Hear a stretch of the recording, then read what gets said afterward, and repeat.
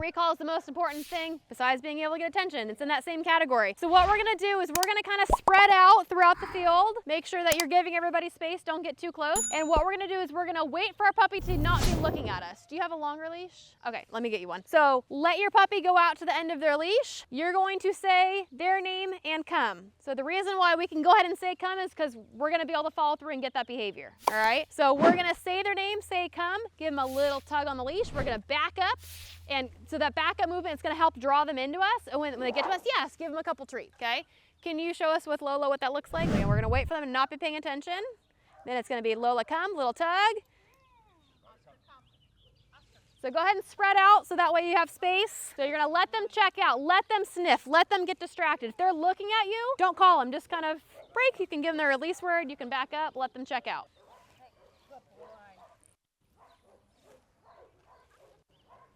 Once they get your treat, you can tell them break and then let them go sniff again. So we're gonna start to introduce our release word. Yep. As soon as your puppy turns towards you, that's when you can turn on your praise.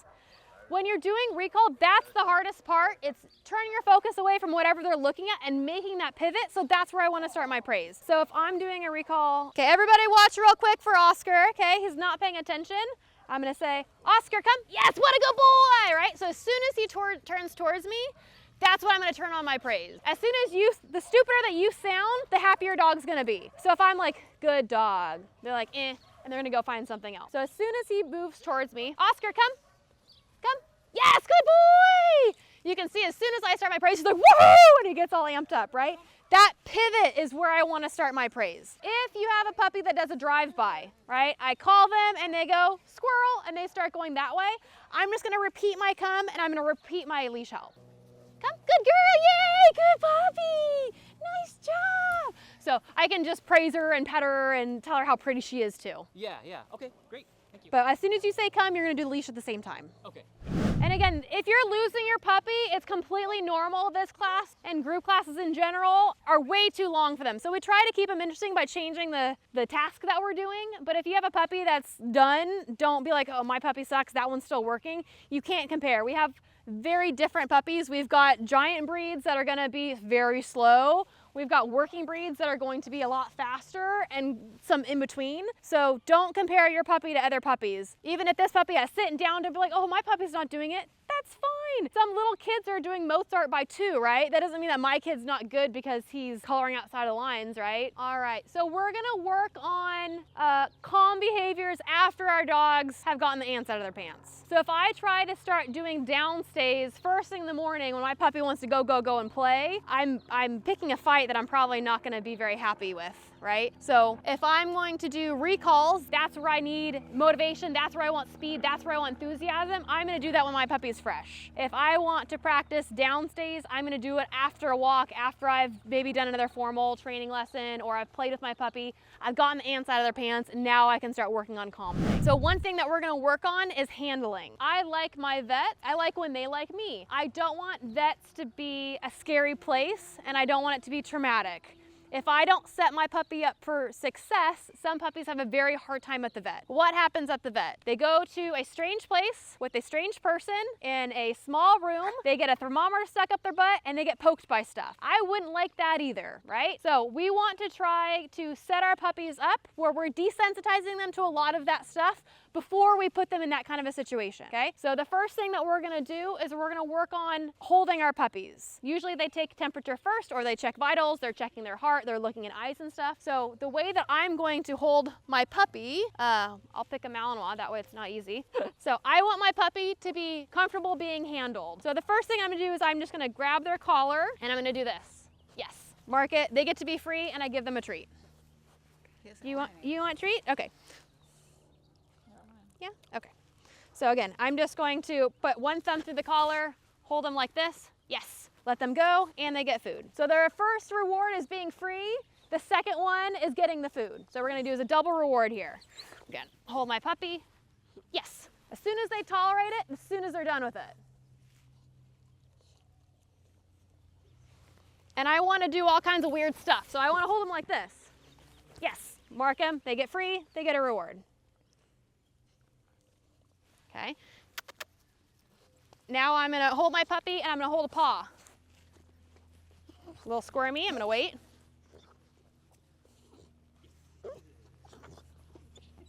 Yes, so see that second where they went, okay, fine.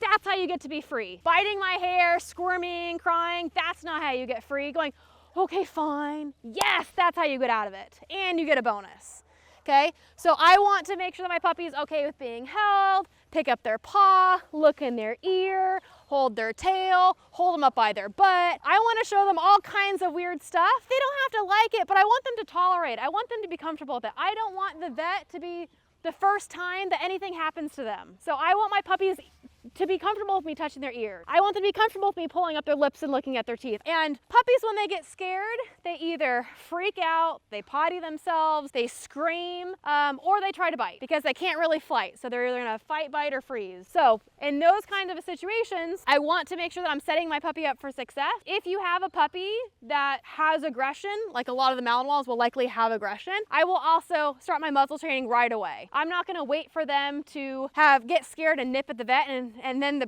vet goes, whoa, and the puppy goes, aha. If you ever get scared, use your mouth and you get out of it, right? So I want to set up my puppies where they already are comfortable wearing a muzzle, and they already are comfortable being held, and they already are comfortable being poked and progged and all of that stuff, and being put up on tables. If I haven't exposed my puppy to all of those things, I'm setting them up to fail. I'm setting them up to have a traumatic experience. And I'm also setting my vet up set up to get bit as they get older if something happens. So if you like your vet and if you like your dog, set them up where vet visits are easy because they're so used to everything. When I do go to the vet too, I leave my puppy in the car in the crate. And when they have a room open for me, then we walk in and we go to our room. I don't hang out in lobbies. You don't know who's gonna walk through that door. You've got sick dogs in there, dogs that don't feel good, small spaces with strange dogs, strange people, in an already stressful environment. So I'm not gonna put my puppy, I'm not gonna set them up to fail. I'm setting myself up to fail if I'm putting my puppy in a small space with strange dogs with dogs that don't feel good. If this puppy's barking at them, they go, well, maybe I should bark back. And now they're rah, rah, rah, rah, and they're playing mean face. I don't want my puppy to practice any of that.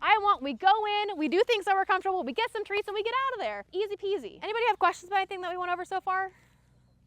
No, I know it's kind of all over the place. That's kind of how puppy class is because the puppies don't have an attention span and neither do I. So we will kind of bounce around. But if you have questions, please raise your hand and ask because somebody else probably does either. If you're too scared to ask because I'm so mean, then just ask me after class and I will answer. Yeah? Just trying to, do I push it down for down if I want her to go down? We'll go over physical handling next week.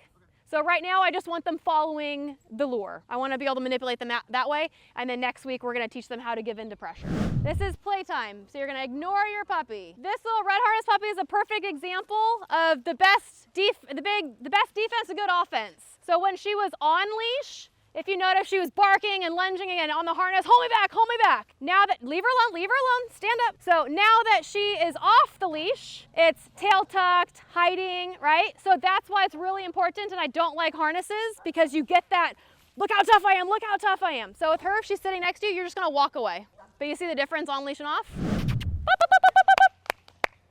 So if, like in this kind of situation where I wanted to call the Doberman, I know she's not gonna come to her name, but puppy, puppy, puppy, hey pretty girl, you can clap, you can cheerlead them, just save your name and come for when you can actually follow through. So I have formal and informal commands. We have safe spaces for them, right? So like the Malinois puppy found the chair, they can go under here, there's benches over there, there's space for them to kind of move away if they want to, and there's also space for them to play if they want to. When you get into really small spots and they can't move away, that's where they're more likely to be defensive. So we want to make sure that if they want to move away, they can move away. We already did all the obedience. It's new people, new place, new dogs.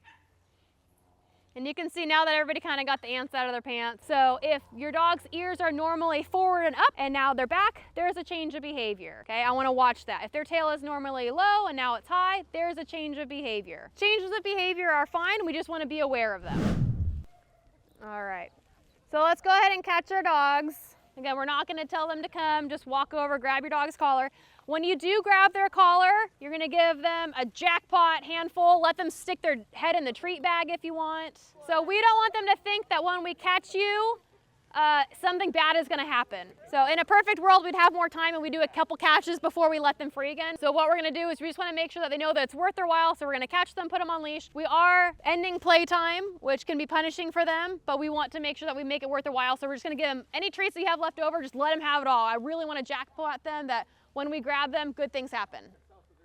All right, so I'll let you guys go ahead and walk yourselves out. If you have any quick questions for me, come find me. And I'll see you all next week, same time.